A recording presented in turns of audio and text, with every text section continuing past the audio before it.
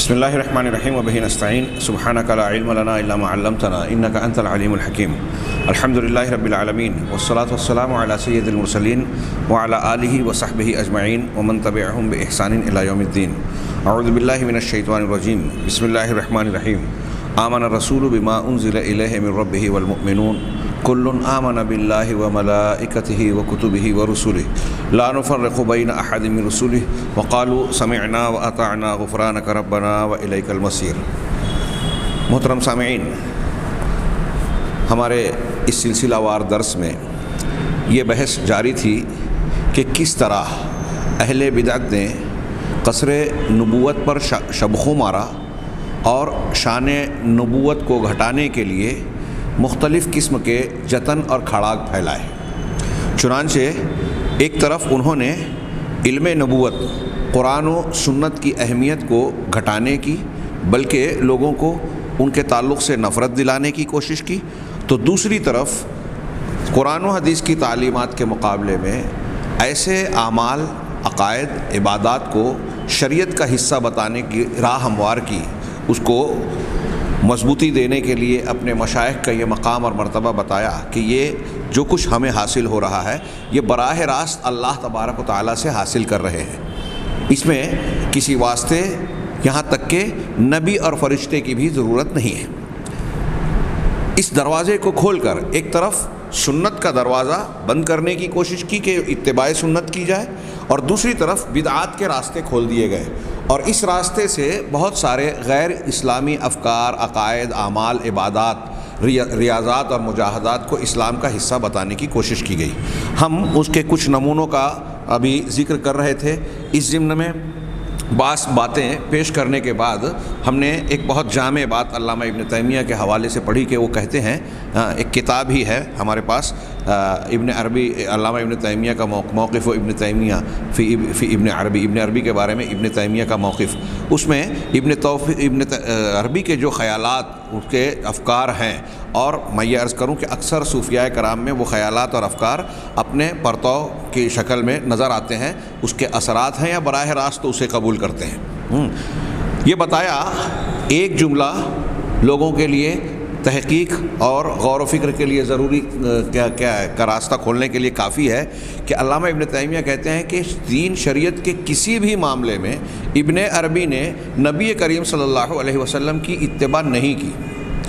گویا اللہ کے نبی صلی اللہ علیہ وسلم کے دین کو ایک طرف مجروح کیا، اس کی بساط کو پلٹ کر ہر زندگی کے ہر معاملے میں اس کے سامنے ایک نئی تعلیم اور نیا طریقہ ایجاد کر لیا، بنا لیا، اور فلسفہ یوں گڑھا جاتا ہے، قرآن و حدیث کی روشنی میں اس طرح سے باتوں کو پیش کیا جاتا ہے کہ لوگوں کو ایسا دھوکہ ہو کہ یہ قرآن و حدیث اور دین کی ہی باتیں ہیں۔ سامعین کرام، میں بار بار یہ باتیں دروس میں دہرا رہا ہوں، اور خاص طور سے اپنے اہل علم برادران سے یہ گزارش کر رہا ہوں، داعیوں سے اس بات کی طرف توجہ دلانا چاہتا ہوں کہ یہ کوئی چھوٹی موٹی بات، ہلکی پھلکی سازش نہیں ہے اسلام کے خلاف، ایک انتہائی بھیانک قسم کی سازش جو حقیقت میں ہمارے ایمانیات کو،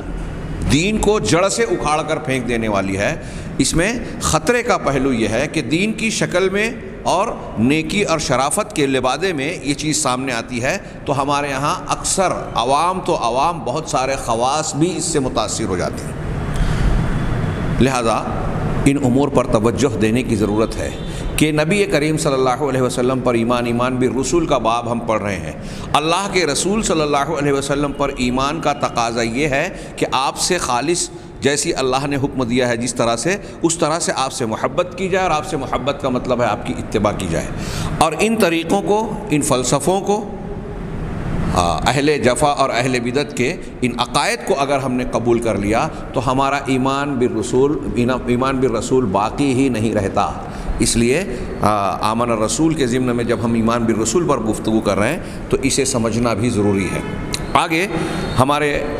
جس کتاب کے حوالے سے ہم گفتگو کر رہے ہیں، دکتور صادق صاحب فرماتے ہیں، یقول الجیلی، جیلی کہتے ہیں، اعلم حفظک اللہ۔ میں اس کا مفہوم بیان کروں کہ یہ بات جان لیجئے، ذہن نشین کر لیجئے، اچھی طریقے سے یہ بات جان لیں، اللہ آپ کی حفاظت کرے، کہ کامل انسان کامل وہ ہے جو کتب ہے، ایک قطب، ایسا قطب مرکزی حصہ دائرے کے درمیان میں بالکل جو نقطہ ہے اس کو قطب کہہ رہے ہیں کہ یہ وہ قطب ہوتا ہے جس پر کہ وجود کے افلاک، وجود کا دائرہ گردش کرتا ہے جس کے گرد اول سے لے کر آخر تک. یعنی حقیقت میں مکمل انسان وہ ہے جس کے وجود کے گرد دنیا کی پوری تمام موجودات جو ہے وہ گردش کرتی ہے، گھومتی ہیں. ہاں، وَهُوَ وَاحِدٌ، اور وہ ایک ہے، منذ کان الوجود الی ابد الآبدین، وجود کے آغاز سے لے کر ہمیشہ ہمیش تک کے لیے ایسا وجود ایک ہی ہے، ایک ہی وجود ہے. ثم تنوع فی ملابس، لیکن وہ ایک وجود جس کے گرد پوری کائنات گردش کر رہی ہے وہ مختلف لباسوں میں الگ الگ نوعیت سے ظاہر ہوتا ہے. وَيَظْهَرُ فِي كَنَائِسِ، یہ کلیساؤں میں، عیسائیوں اور نصارہ کی عبادت گاہوں میں ظاہر ہوتا ہے. فَيُسَمَّى بِهِ بِاعْتِبَارِ لِبَاسٍ، چنانچہ اس وجود کا نام اس لباس کے اعتبار سے رکھا جاتا ہے. بہت غور سے سنیے گا، یہ جو ہمارے یہاں ایک جملہ بولا جاتا ہے کہ رام رحیم سب ایک ہی ہیں، سارے مذاہب سارے دھرم سچے ہیں، یہ تصوف والے بھی دراصل گھما پھرا کے اس وحدت ادیان یا سارے ادیان کی حقیقت ایک ہے یہ بیان کرنے کی کوشش کرتے ہیں، جس کا اسلام سے حقیقت میں دور دور تک کوئی تعلق نہیں ہے. دیکھیے وہی کہہ رہے ہیں، نبی کریم صلی اللہ علیہ وسلم کی شخصیت کے بارے میں یہ کہنا چاہ رہے ہیں کہ اصل میں کامل انسان وہ ہے جس کے گرد پوری کائنات گھومتی ہے، اور وہ کامل انسان ابتدا سے لے کر ابد الآبدین تک ہمیشہ ایک ہی وہ انسان ہے. اب وہ ایک انسان الگ الگ زمانوں میں، الگ الگ علاقوں قوموں میں مختلف لباس اور شکل و صورت میں ظاہر ہوتا ہے. یہ میں نے اپنے الفاظ میں ان کی عبارت کا مفہوم بیان کیا. ہاں، اب یہاں پہلا ہی جملہ یہ کہا کہ الگ الگ اعتبار سے الگ الگ لباس میں یہ ظاہر ہوتا ہے. کبھی کبھی ایسا ہوتا ہے کہ یہ کلیساؤں میں، ہاں، کلیسا کے اعتبار سے یعنی پادری اور پوپ کی شکل میں ظاہر ہو رہا ہے. ہاں، پھر کہہ رہے ہیں اور اس کو پھر اسی کے اعتبار سے نام دیا جاتا ہے. وَلَا يُسَمَّى بِهِ بِاعْتِبَارِ لِبَاسٍ آخر، اور کسی دوسرے لباس اور شکل و صورت کے اعتبار سے اس کا نام نہیں رکھا جاتا. اب جیسے اگر عیسائیوں کی کلیسا میں وہ ظاہر ہو رہا ہے پادری کی شکل میں، تو مسلمان علماء کی طرح اس کا نام نہیں دیا جائے گا، دوسرے کی طرح نام نہیں دیا جائے گا. جس شکل میں، جس لباس میں وہ آ رہا ہے اسی لباس کے اعتبار سے اس کا نام دیا جاتا ہے. کہہ رہے ہیں فَاسْمُهُ الْأَصْلِ الَّذِي هُوَ لَهُ محمد، لہٰذا وہ وجود جس کے گرد کامل انسان، جس کے گرد پوری کائنات گردش کرتی ہے، وہ اس کائنات کا قطب ہے. یہ دیکھیے جو شروع میں ہم نے رد کیا کہ اللہ تبارک و تعالیٰ نے اپنے وجود سے ہی اللہ کے رسول صلی اللہ علیہ وسلم کا نور پیدا کیا، یہ من گھڑت روایت جھوٹی بات ہے. اور یہ بتایا گیا کہ یہ دراصل فلاسفہ کا خیال ہے جو اسلام میں اجنبی ہے، اسلام میں زبردستی اس کو داخل کیا گیا، اسلام سے اس کا کوئی تعلق نہیں ہے. تو یہ کہہ رہے ہیں کہ اہل تصوف بھی اسی قسم کے عناصر اور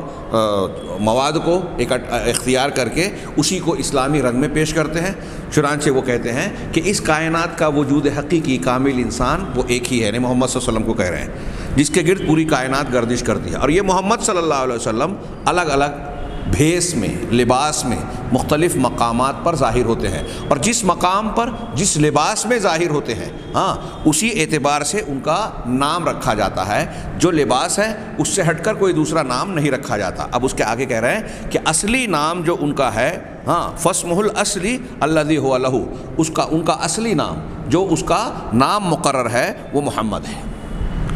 ان کا اصلی نام محمد ہے. وَكُنْيَتُهُ ابو القاسم، ان کی کنیت جو ہے ابو القاسم ہے. وَوَصْفُهُ عبداللہ، ان کا وصف اور صفت یہ ہے کہ وہ عبداللہ ہے، اللہ کے بندے ہیں. وَلَقَبُهُ شمس الدین، اور ان کا لقب شمس الدین ہے. دیکھیے کہاں سے شمس الدین آگے. ہاں، ثُمَّ لَهُ اعتبار بملابس اخرى اسامن، کہہ رہے ہیں پھر دوسرے لباسوں کے اعتبار سے الگ الگ روپ اور لباس میں جب ظاہر ہوئے تو اس اعتبار سے ان کے الگ الگ متعدد نام ہیں. وَلَهُ فِي كُلِّ زَمَانٍ اسم مَا يَلِيقُ بِلِبَاسِهِ فِي ذَلِكَ الزَّمَانِ، اور ان کا ہر زمانے میں ایک نام ہے جو اس زمانے کے لباس کے اعتبار سے ان کے لائق اور زیبا ہے. جس زمانے میں وہ ظاہر ہو رہے ہیں اور جس لباس میں وہ ظاہر ہو رہے ہیں اس لباس کے اعتبار سے ہر زمانے میں ان کا ایک الگ نام ہے. فقد اجتمعت به صلی اللہ علیہ وسلم، فقد اجتمعت به صلی اللہ علیہ وسلم وهو فی صورت شیخی الشیخ شرف الدین اسماعیل الجبرتی. اب یہ صاحب جیلی کہہ رہے ہیں کہ میں نبی کریم صلی اللہ علیہ وسلم کے ساتھ اکٹھا ہوا، یعنی آپ سے ملاقات کی. کا کیسے ملا؟ اس حالت میں کہ وہ میرے شیخ شرف الدین اسماعیل جبرتی کی شکل میں تھے، ان کی شکل و صورت میں تھے۔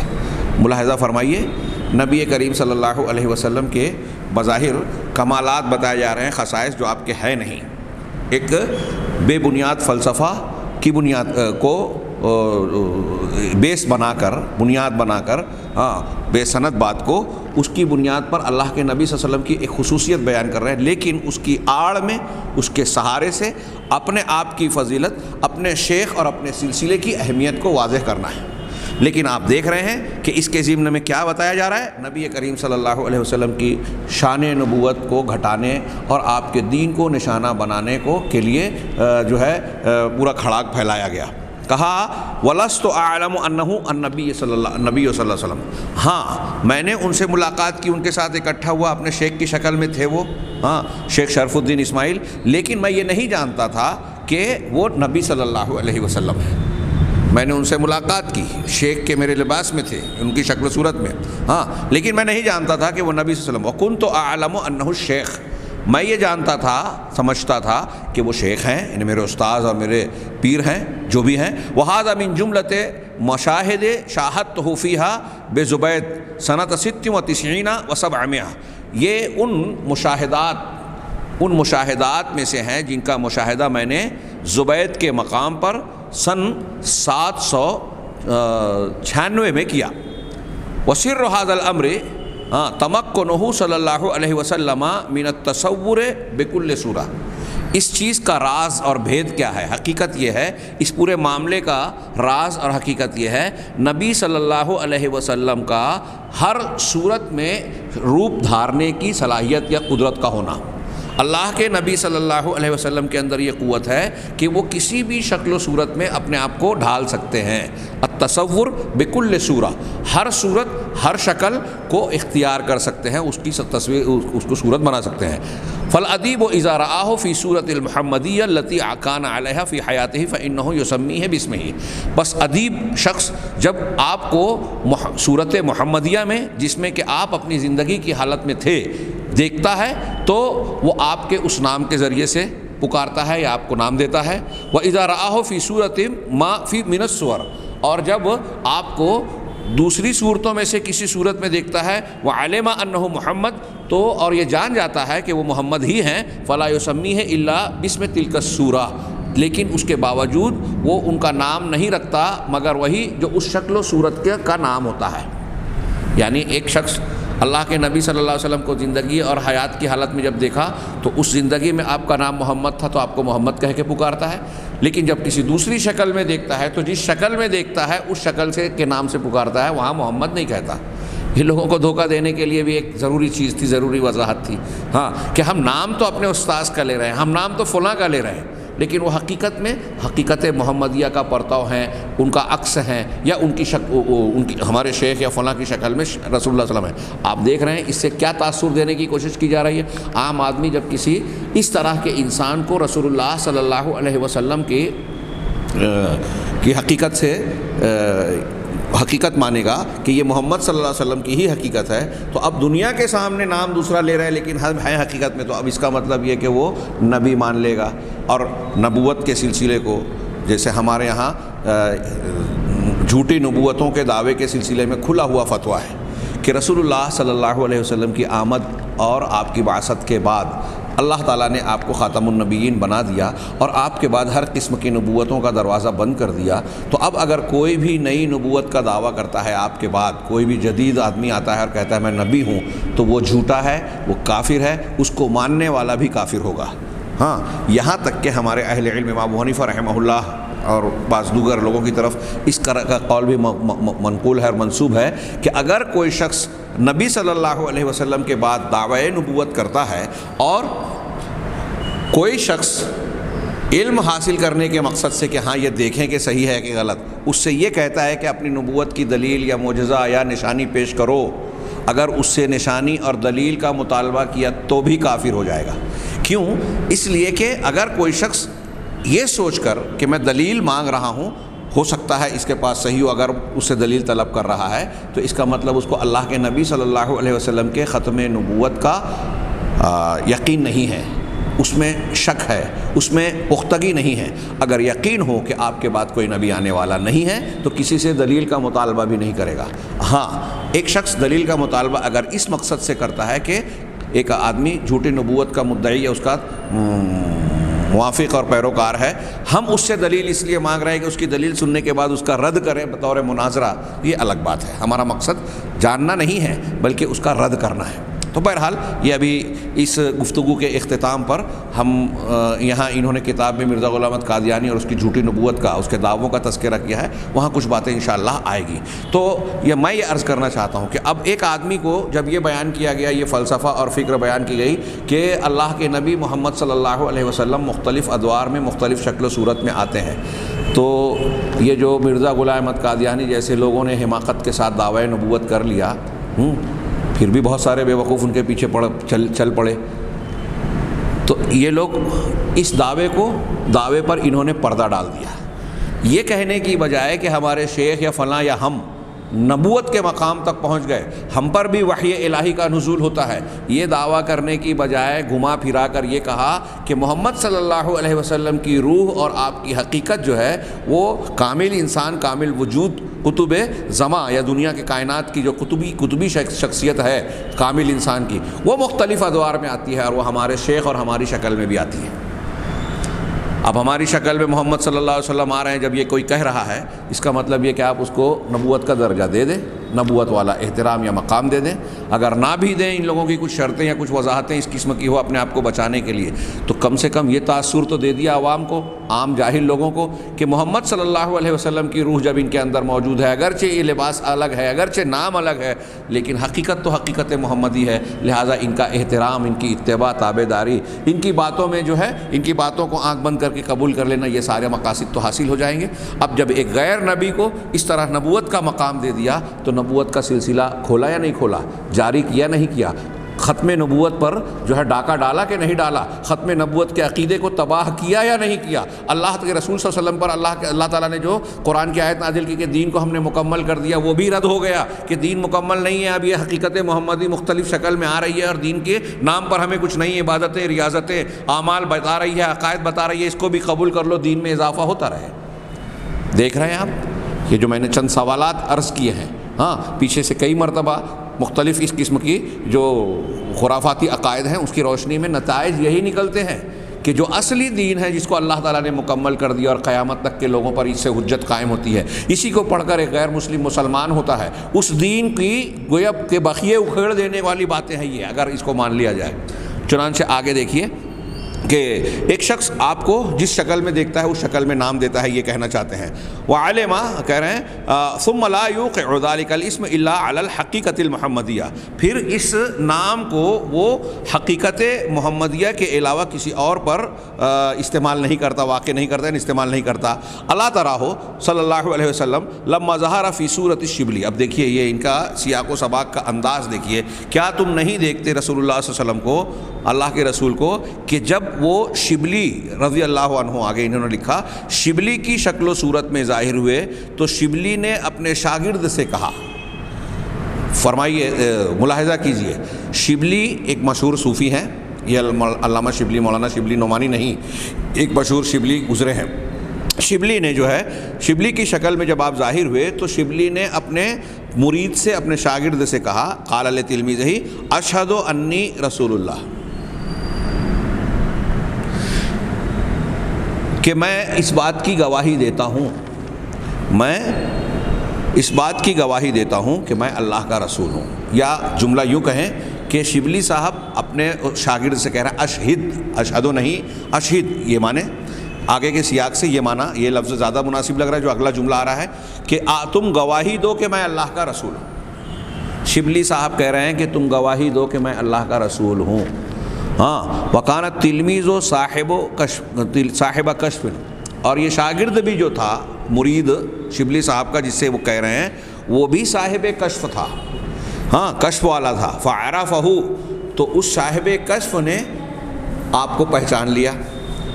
شبلی کی شکل میں محمد صلی اللہ علیہ وسلم آئے، شاگرد سے کہہ رہے ہیں کہ گواہی دو کہ میں اللہ کا رسول ہوں۔ اب یہ صاحب کشف تھے، کشف کی قوت سے یہ جان لیا کہ یہ ہمارے استاد شبلی نہیں بلکہ ان کی شکل میں محمد صلی اللہ علیہ وسلم ہے۔ فقالا، تو اس نے جواباً کہا، اشہد انک رسول اللہ، میں گواہی دیتا ہوں کہ آپ اللہ کے رسول ہیں۔ وہذا امر غیر منکور، تو یہ کہہ رہے ہیں صاحب عبارت الانسان الکامل سے، یہ نقل شدہ عبادت ہے کہ یہ غیر منکور یعنی ایسی بات ہے جس کا انکار نہیں کیا جا سکتا۔ تھوڑی دیر کے لیے یہاں رک کے ان کی عبارت مکمل کرنے سے پہلے میں آپ حضرات سے پوچھنا چاہتا ہوں، غور کیجئے کہ یہ جو جملہ جس تناظر میں بیان کر رہے ہیں، دیکھیے قابل قبول بنا کر کہ ایک انسان اپنے بارے میں نبی صلی اللہ علیہ وسلم کے بعد ایک شخص سے کہہ رہا ہے اپنے بارے میں اپنے شاگرد کو کہ مجھے اللہ کا رسول کہو، اس بات کی گواہی دو، میں اللہ کا رسول ہوں، اس بات کی گواہی دو، اور وہ گواہی دینے لگا۔ لیکن اس کو کیسے پیش کیا گیا کہ حقیقت محمدیہ، اللہ کے نبی صلی اللہ علیہ وسلم جو الانسان الکامل ہیں، یہ ہر دور میں مختلف لباس میں ظاہر ہوتے ہیں۔ اس وقت شبلی کی لباس میں تھے، اور شبلی کے لباس میں تھے اس وجہ سے اپنے استاد اپنے شاگرد سے کہا کہ یہ گواہی دو، اور شاگرد صاحب کشف تھے اس لیے جان گئے کہ یہ محمد صلی اللہ علیہ وسلم ہے، اس لیے انہوں نے گواہی دے دی، اور یہ ناقابل انکار بات ہے۔ بتائیے آج کی تاریخ میں یا کبھی بھی کوئی بھی انسان کسی شخص کو اگر اللہ کا رسول کہے، یا کوئی اپنے آپ کے بارے میں کہے کہ میں اللہ کا رسول ہوں، یا کوئی اپنے بارے میں لوگوں سے کہے، شاگردوں سے کہے، مریدوں سے کہے کہ میرے بارے میں یہ گواہی دو کہ میں اللہ کا رسول ہوں، دنیا کے کسی بھی معمولی عالم اور مفتی سے آپ پوچھئے جو قرآن و حدیث کا اور اس ایمان بالرسول کا ایمان رکھتا ہے، کو جانتا ہے، اس ایمان کو سمجھتا ہے، تو وہ بلا کسی تردد کے کہے گا کہ اگر کوئی شخص ایسا کہتا یا کہلواتا ہے وہ اسلام سے خارج ہو جائے گا، اس کا ایمان باقی ہی نہیں رہے گا۔ لیکن یہ کشف صورت محمدیہ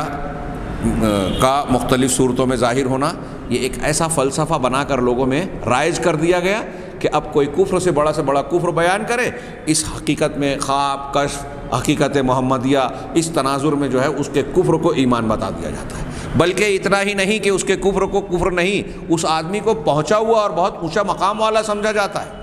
لیکن میں نے عرض کیا کہ اگر اس طرح سے لوگوں کو اللہ کے رسول کا درجہ ملتا رہے تو اس کا مطلب یہ کہ نبوت کے سلسلے کو ہم بند مان ہی نہیں سکتے، اور یہ سلسلہ قائم اور جاری ہے اور قیامت تک جاری رہے گا۔ دین بھی مکمل نہیں ہے، یہ جب جو بدعت چاہیں اس نام سے ایجاد کر دے، کوئی یہ کہے کہ نہیں کہے بدعت کو ایجاد کرتا کہ یہ میں نیا کام شروع کر رہا ہوں، بلکہ بدعت کے لیے مختلف قسم کے دلیلیں گڑھتا ہے، تراشتا ہے، اس کے شبہات پیدا کرتا ہے، جس کی بنیاد پر عوام کو لوگوں کو دھوکہ ہوتا ہے کہ یہ اگرچہ دین نہیں ہے لیکن وہ دھوکے میں پڑ جاتے ہیں کہ واقعی دین کا حصہ ہے،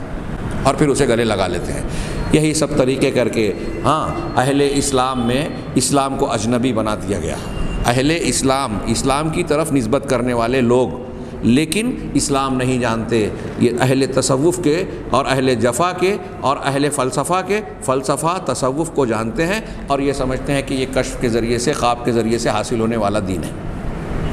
اللہ تبارک و تعالیٰ نے دین کی بنیاد خوابوں پہ نہیں رکھی، دین کی بنیاد غیر نبیوں کے ایسے بے سند فلسفوں پر نہیں رکھی۔ سوچئے تھوڑی دیر کے لیے، اللہ تعالیٰ کا دین مضبوط قسم کی دلیلوں پر قائم ہے، جس کو اللہ نے قرآن میں بینات کہا ہے، واضح دلیلیں، واضح نشانیاں، آیات کہا ہے، سلطان کہا ہے۔ یہ ایسی چیزیں ہیں کہ جس کے اندر کوئی شک و شبہ کی گنجائش ہوتی ہی نہیں ہے، جبکہ یہ خواب کشف یہ دعوے خود محتاج دلیل ہوتے ہیں۔ پوری امت اسلامیہ کے علماء کا اس بات پر اتفاق ہے کہ خواب کسی کے بھی ہوں نبی کے علاوہ، وہ خواب شریعت میں کسی حکم کے ثابت کرنے یا انکار کرنے کی دلیل نہیں بنتی۔ کیوں؟ خواب دلیل نہیں ہے، یہ اتنی واضح بات ہونے کے باوجود ان کے پورے اہل جفا کے دین کی عمارت جو ہے خواب اور مزعومہ کشف اور خیالات پر مبنی ہے، اس قسم کے بے سند دعووں پر مبنی ہے۔ بہرحال اس پر اور بھی کہنے کا دل ہو رہا ہے کہ کتنا بڑا کفر ہے، لیکن اس کو اسلام اور بزرگوں کی بزرگی اور صالحیت کے تناظر میں پیش کیا جا رہا ہے، اور بظاہر یہ نام رکھا گیا ہے کہ یہ اللہ کے رسول صلی اللہ علیہ وسلم کے انسان کامل ہونے کا نتیجہ ہے کہ آپ ہر دور میں مختلف لباس میں ظاہر ہوتے ہیں، لیکن یہ اللہ کے رسول صلی اللہ علیہ وسلم کی تعظیم نہیں ہے، آپ کی ایسی خصوصیت نہیں ہے جو قرآن و حدیث سے ثابت ہو، بلکہ یہ جو ہے لوگوں کی اپنی گڑھی ہوئی من گھڑت فلسفہ ہے جو قرآن و حدیث کے خلاف ہے اور قرآن و حدیث کی تعلیمات کو رد کرنے کے لیے بنایا گڑھا گیا ہے۔ میں آگے بڑھ رہا ہوں کہ اس کے بعد کہتے ہیں کہ وہ کما یر النائم فلانا فی صورت فلان، اور یہ ایسے ہی ہے جیسے سونے والا آدمی نیند کی حالت میں فلاں کو فلاں کی صورت میں دیکھتا ہے. یعنی ایک آدمی جب نیند کی حالت میں کسی انسان کو کسی دوسری شکل میں دیکھتا ہے تو یہ اسی کی تعویل کر رہے ہیں کہ ایسے ہی رسول اللہ صلی اللہ علیہ وسلم کی شخصیت کسی دوسرے لباس میں ظاہر ہوتی ہے اور آدمی سے لوگوں سے ملاقات کرتی ہے. کہہ رہے ہیں واقل مراتب الکشف ان یسوغ بہ فی الیقظہ کما یسوغ بہ فی النوم. ہاں کہہ رہے ہیں کہ کشف کے اقل ترین کمتر مراتب میں سے یہ ہے کہ یہ بیداری میں بھی اسی طرح سے ممکن ہے، جائز ہے جیسا کہ نیند کی حالت میں ہوتا ہے. لیکن نیند اور کشف کے درمیان، خواب اور کشف کے درمیان فرق ہے. اور وہ ہوا ان الصورۃ التی یری فیہا محمد، اور وہ یہ ہے کہ وہ شکل و صورت، وہ صورت جس میں کہ محمد صلی اللہ علیہ وسلم نیند کی حالت میں نظر آتے ہیں، اس میں وہ نام آپ کو نہیں دیا جاتا جو بیداری کی حالت میں حقیقت محمدیہ کو نام دیا جاتا ہے. بیداری کی حالت میں جو حقیقت محمدیہ ہوتی ہے وہ نیند کی حالت میں دیکھی گئی حقیقت محمدیہ نہیں ہوتی، اس لیے کہ عالم مثال میں اس قسم کی تعبیر واقع نہیں ہوتی. چنانچہ حقیقت محمدیہ کی تعبیر جو ہے وہ اس حقیقت پر منطبق ہوتی ہے جو بیداری کی حالت میں ہوتی ہے. یہ نیند اور نیند کے درمیان ایک وضاحت کی، برخلاف کشف کے، اس لیے کہ جب آپ کے لیے کشف کیا جائے حقیقت محمدیہ کا، حقیقت محمدیہ کشف کے ذریعے سے آپ کو معلوم ہو تو وہ فإنہا متجلیۃ فی صورت من صور الآدمیین، تو پھر ایسی صورت میں یہ آدمیوں کی شکل و صورت میں سے کسی آدمی کی، بہت سارے آدمیوں میں سے کسی آدمی کی شکل و صورت میں تجلی کرتی ہے، اس کا گویا جلوہ رونما ہوتا ہے. چنانچہ ایسی صورت میں آپ کے لیے لازم ہے کہ آپ اس صورت پر حقیقت محمدیہ کا نام دیویں. ہاں اب یہ دیکھیے یہاں یہ فلسفہ گڑھ کے یہ کہہ رہے ہیں کہ اگر شبلی صاحب کی شکل میں حقیقت محمدیہ آئی تو آپ اس صورت کو حقیقت محمدیہ ماننا پڑے گا، آپ کو بیداری کی حالت میں دیکھ رہے ہیں. وَيَجِبُ عَلَيْكَ أَن تَتَأَدَّبَ مَعَ صَاحِبِ تِلْكَ الصُّورَةِ تَأَدُّبَكَ مع محمد صلی اللہ علیہ وسلم. اور تم پر واجب ہے، اب یہ دیکھیے پھر سے میں جو بات کہہ رہا تھا کہ اگر وہ دعوی نبوت نہ بھی کریں تو نبوت کی شان پر ایسے آدمی کو بٹھانا مقصود ہے جس کے اندر حقیقت محمدیہ کو یہ ہونے کا دعویٰ کرتے ہیں. دیکھیے یہاں آگے والا جملہ کہ آپ پر لازم ہے کہ ایسے شخص کے سامنے اس صورت حقیقت محمدیہ کی شکل میں، حقیقت محمدیہ کے ساتھ جو صورت آپ کے سامنے آ رہی ہے اس کے ساتھ آپ ایسا ہی ادب اختیار کریں جیسا محمد صلی اللہ علیہ وسلم کا ادب ہوتا ہے. لما اعطاک الکشف، کیونکہ کشف نے آپ کو یہ بات عطا کی ہے کہ محمد صلی اللہ علیہ وسلم ہی اس صورت میں آپ کے سامنے متصور ہوئے ہیں، روپ دھار کر آئے ہیں. چنانچہ ایسی صورت میں اس کے بعد فلا یجوز بعد شہود محمد صلی اللہ علیہ وسلم فیہا، اس شکل و صورت میں محمد صلی اللہ علیہ وسلم کے دیکھ لینے کے بعد آپ کے لیے جائز نہیں ہے کہ آپ ان کے ساتھ ویسا معاملہ کریں جیسا اس شخص سے آپ پہلے کرتے تھے. کیا مطلب ہوا اس کا کہ ایک آدمی کے اندر اگر حقیقت محمدیہ آئی، پہلے دیکھیے کہاں سے فلسفہ چلا کہ نبی صلی اللہ علیہ وسلم مختلف شکل و صورت میں لوگوں کے سامنے ظاہر ہوتے ہیں، جس شکل میں آتے ہیں اس کو وہی نام دیا جاتا ہے. اب یہاں اسی ضمن میں ایک واقعہ بتایا کہ شبلی صاحب کے اندر آئے ان کے، اب ایسی صورت میں آگے اس کا ادب بتا رہے ہیں کہ اگر آپ کے سامنے کوئی شخص ایسا نبی صلی اللہ علیہ وسلم کی حقیقت کے ساتھ آ جائے تو اب آپ کو ادب و احترام ویسا ہی اس کے ساتھ اختیار کرنا ہے جیسا محمد صلی اللہ علیہ وسلم کے ساتھ اختیار کیا جانا ضروری ہے. اس انسان کو جس کی شکل میں ہے آپ پہلے جیسا برتاؤ کرتے تھے اب ویسا نہیں کر سکتے. یعنی پورا فلسفہ کیا نکل رہا ہے؟ الانسان الکامل جلد دوم صفحہ 74-75 کہ اس شخص کو اس فلسفے کو گڑھا کر جس کے اندر حقیقت محمدیہ کو انہوں نے بتایا، بیان کیا یا دعویٰ کیا، اس کو نبی کریم صلی اللہ علیہ وسلم کے منصب اور مقام پر بٹھا دیا. نبی صلی اللہ علیہ وسلم کے ساتھ اور آپ کی نبوت کے ساتھ اس سے بڑی جفا، اس سے بڑا ظلم اور نبوت پر ڈاکہ ڈالنے کا اس سے بڑی جسارت کیا ہو سکتی ہے کہ نئی نبوت کا دعویٰ کرنے کی بجائے نئے شخص کو کے اندر نبی صلی اللہ علیہ وسلم کو ہی بٹھا دیا گیا اور آپ کے ساتھ وہی ان کے ساتھ اب وہی ادب و احترام اور آداب اختیار کرنے کی تلقین کی جا رہی ہے جو رسول اللہ صلی اللہ علیہ وسلم کے لیے روا ہے اور مشروع ہے. اندازہ لگا سکتے ہیں آپ کہ یہ کتنا خطرناک عقیدہ ہے. اگر کوئی شخص ایسا مانے گا وہ مسلمان تو نہیں رہ سکتا. اللہ تعالیٰ سے دعا ہے کہ وہ ہمیں صحیح دین سمجھنے اور اسی کو اختیار کرنے کی توفیق دے. ہر قسم کے باطل فتنوں سے اور اس قسم کے دین کو ختم کر دینے والے جھوٹے دین سے ہم کو اور تمام مسلمانوں کو محفوظ رکھے. وآخر دعوانا ان الحمد للہ رب العالمین صلی اللہ علیہ نبینا محمد.